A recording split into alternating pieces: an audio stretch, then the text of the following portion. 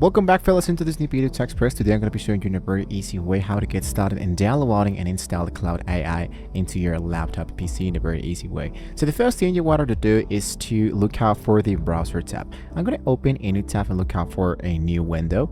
Inside here, the most easiest way is to check out the browser or the desktop.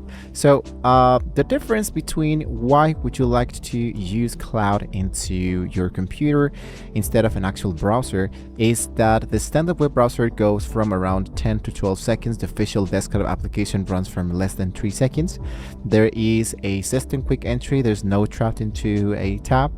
There's a manual upload, and the official application direct directory mapping. So let's say that this one works much more faster and personalized for everybody. So what you wanted to do is to hit into this element that says download.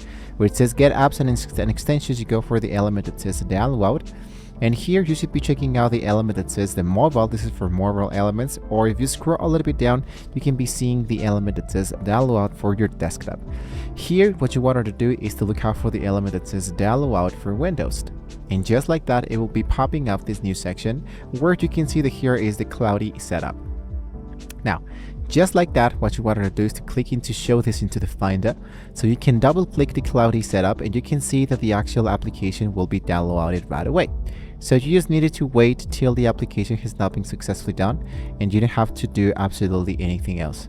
Now, in my case, what I will be doing here is to delete the actual Claude setup because I already have the actual application downloaded.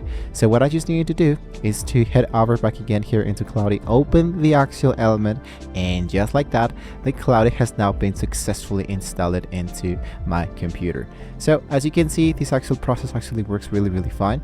Just in case you have any questions, you can let me know in the comments below.